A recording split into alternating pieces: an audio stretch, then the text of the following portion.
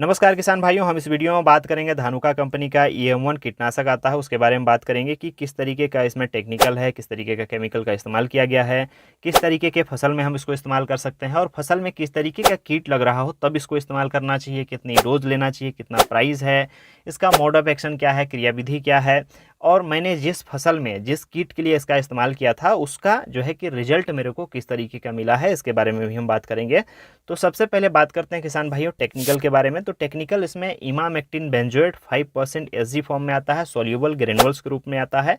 और जो emamectin benzoate है किसान भाइयों सिस्टमिक एंड कॉन्टैक्ट इंसेक्टिसाइड है, मतलब किस जो है कि सिस्टम के अंदर भी जाकर के काम करता है और इसके संपर्क में जो भी कीट आएंगे उसकी भी मृत्यु हो जाती है। तो अब बात करते हैं कि किस तरीके के यह कीट को नियंत्रित करता है। कीट को जनरली हम लोग क्या करते हैं किसान भाइयों की दो भागों में वर्गीकृत करते हैं उसके कार्य करने के अनुसार से। एक को कहा जाता है खाने चबाने वाले कीट मतलब च्यूइंग पेस्ट, और एक वर्ग को कहा जाता है सकिंग पेस्ट मतलब जो है कि रस चूसक कीट।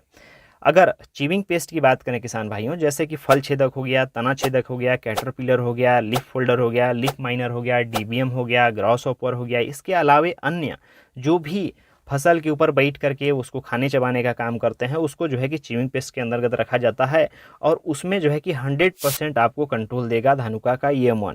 दूसरा वो जो वर्ग होता है किसान भाइयों जिसको हम सकिंग पेस्ट कहते हैं, रस चूसक कीट कहते हैं, जिसके अंदर जो है कि थ्रिप्स हो गया, जैसिड हो गया, एफिड हो गया, माहू हो गया, व्हाइट फ्लाई हो गया, गंधी बग हो गया, BPH हो गया, एक WBPH आता है, इन सबको भी कंट्रोल करता है किसान भाइयों। लेकिन इस वर्ग में जो है कि इसका 100% कंट्रोल आपको देखने को नहीं मिलेगा। इसलिए मेरा ये सलाह है कि आप इसको खाने चबाने वाले कीट के अंतर्गत ही आप जो है कि इस्तेमाल करें। आप ध्यान रखें कि जब खाने चबाने वाले कीट के अंदर इस्तेमाल कर रहे हो तो कुछ सकिंग पेस्ट भी हो तो भी वहाँ पर ये काम करेगा। ये मैं नहीं कह रहा हूँ कि जो है कि सकिंग पेस्ट के अंतर्गत जो है कि बिल्कुल काम नहीं करता है, लेकिन मैं ये कहूँगा कि जैसे सकिंग पेस्ट के अंदर व्हाइट फ्लाई आता है तो व्हाइट फ्लाई को जो है कि ये 100% सक्षम नहीं है उसको नियंत्रण करने में। तो व्हाइट फ्लाई के लिए जो है इसका स्पेशली आप इस्तेमाल ना करें। अगर हम बात करें किसान भाइयों की क्रॉप के बारे में तो किस तरीके के क्रॉप में किस प्रकार के कीटों को यह नियंत्रित करेगा, तो हम जो है कि टमाटर से स्टार्ट करते हैं। टमाटर की फसल की बात करें तो व्हाइट फ्लाई को नियंत्रण करेगा लेकिन उतना अच्छे से नियंत्रण नहीं करता है। थ्रिप्स को अच्छे से नियंत्रण कर लेता है। तना छेदक हो गया, फल छेदक, लीफ माइनर के अलावे इसी वर्ग का एक जो है कि और कीट आता है टूटा एब्सोल्यूटा। यह जो है कि काम करने की विधि के अनुसार जो है कि अलग अलग हम लोग रखते हैं लीफ माइनर और टूटा एब्सोल्यूटा को, लेकिन जो है कि दोनों एक ही वर्ग के कीट हैं। इन सबको बहुत अच्छे से यह नियंत्रण कर लेता है। अगर बैगन की बात करें किसान भाइयों तो तना छेदक हो गया, फल छेदक हो गया, इसमें जो व्हाइट फ्लाई लगेगा, व्हाइट फ्लाई को जो है कि कुछ हद तक जो है यह नियंत्रण करता है। धान की बात करें तो धान में तना छेदक लगता है, गंधी बग लगता है, BPH लगता है, माहूल जो होता है उसको बहुत ही अच्छे से धान में यह नियंत्रण करता है। धान में आप इसका इस्तेमाल कर सकते हैं, बेझिझक इस्तेमाल कर सकते हैं, बहुत अच्छा रिजल्ट देगा। ग्रॉस हॉपर भी लगा हो तो भी आप जो है कि इससे जो उसको मार सकते हैं, बहुत अच्छा धान में इसका रिजल्ट है किसान भाइयों। भिंडी की बात करें तो जो है कि फल छेदक के अलावा व्हाइट फ्लाई लगता है।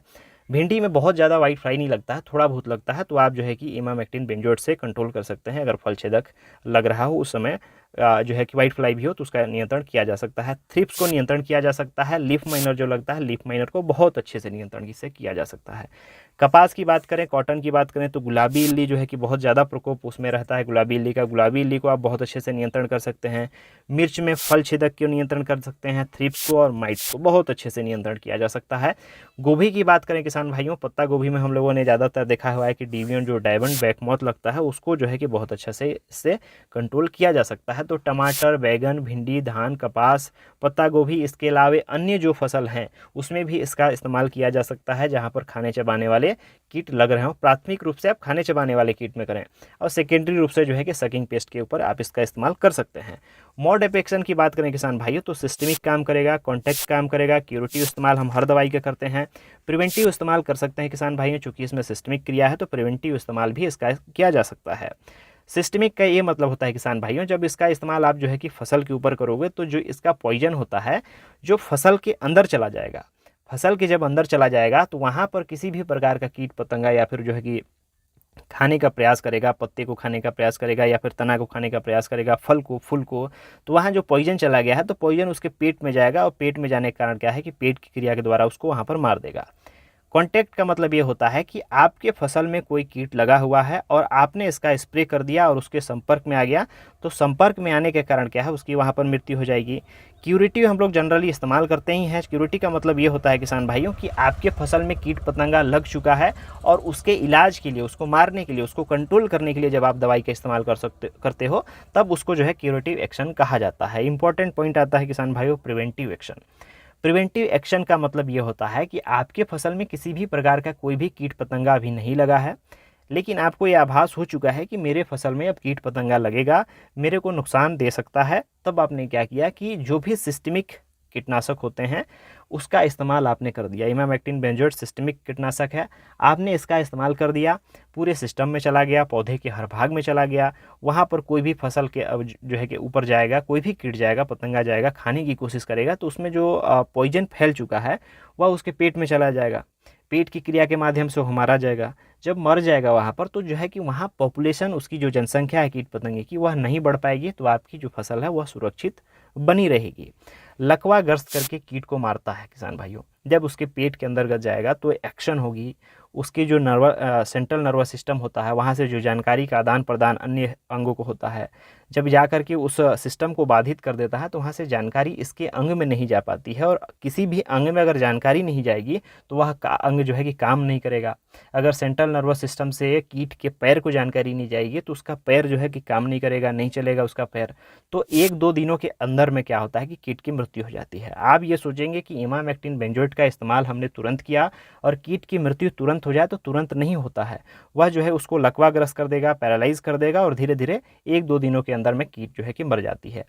रिजल्ट धीरे से देता है, मतलब आपको जो है कि 2-3 दिन, मतलब आपको मान के चलिए कि 2 से 3 दिन आपको जो है कि कीट की मृत्यु होने में लगेगा, लेकिन कीट की 100% है कि मृत्यु हो जाएगी। जैसे कि प्रोफेनोफास आता है किसान भाइयों, प्रोफेनोफास का इस्तेमाल करोगे तो आप समझिए कि 2 घंटे के अंदर में कीट की मृत्यु हो जाती है, लेकिन 100% आपको रिजल्ट वह नहीं देता है। कुछ कीट ऐसे होते हैं जो छूट जाते हैं, वहाँ पर नहीं मर पाते हैं। लेकिन धानुका EM1 जिसमें इमामेक्टिन बेंजोएट है, 2 से 3 दिन मारने में जरूर लगाता है, लेकिन 100% कीट के ऊपर जो है कि नियंत्रण पा लेता है। अगर एक बार कीट के पेट में चला गया, कीट के संपर्क में चला गया, तो उसको जो है कि मार ही देगा।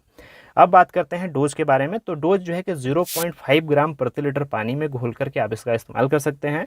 अगर आपके पास 15 लीटर का टंकी है किसान भाई, तो 7 से 8 ml, या फिर आप डायरेक्ट अगर करना चाहें तो 10 ml भी डाल सकते हैं। सॉरी, 10 ग्राम में ये है।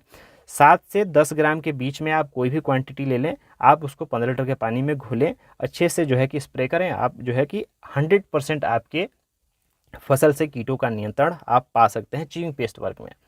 अब बात करते हैं किसान भाइयों प्राइस के बारे में। तो 100 ग्राम का जो पैक आता है वह 250 से 300 रुपये के बीच में आपको आसानी से मार्केट में उपलब्ध हो जाएगी। आप अपने लोकल मार्केट में जहाँ पर खाद बीज मिलता है, दवाइयाँ मिलती हैं, वहाँ पर पता करें कि धानुका कंपनी का EM1 इंसेक्टिसाइड है क्या।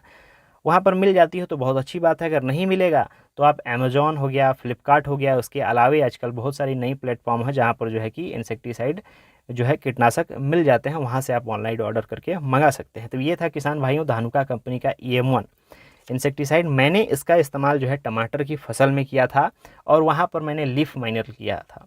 लीफ माइनर में बहुत अच्छा कंट्रोल रहा, लेकिन मैंने थोड़ा सा इसको लेट से इस्तेमाल किया। तो लीफ माइनर का तो कंट्रोल हमने कर लिया उसमें, लेकिन क्या है कि लीफ माइनर की वजह से जो वहाँ पर फंगस टाइप का आ गया था, उसको हमने कंट्रोल नहीं कर पाया। तो थोड़ा थोड़ा मेरे फसल में जो है कि झुलसा की तरह आप देखेंगे लेट ब्लाइट जो आता है, उस तरीके के फंगस जर्मिनेट हो गए, वो लीफ माइनर की वजह से। मैं उतना जो है कि टाइम नहीं दे पाया। एक्चुअली मुझे जानकारी थी कि हमें लीफ माइनर को कैसे कंट्रोल करना है, ऐसा नहीं था कि मुझे जानकारी नहीं थी, जानकारी है, लेकिन मैं कुछ व्यस्तता के कारण क्या है कि नहीं इस्तेमाल कर पाया, और मेरी फसल में थोड़ी सी जो है कि नुकसान हुई। हालांकि जो है कि अब मैं कह सकता हूं कि 10% मेरे फसल को नुकसान पहुंचा गया ये लीफ माइनर।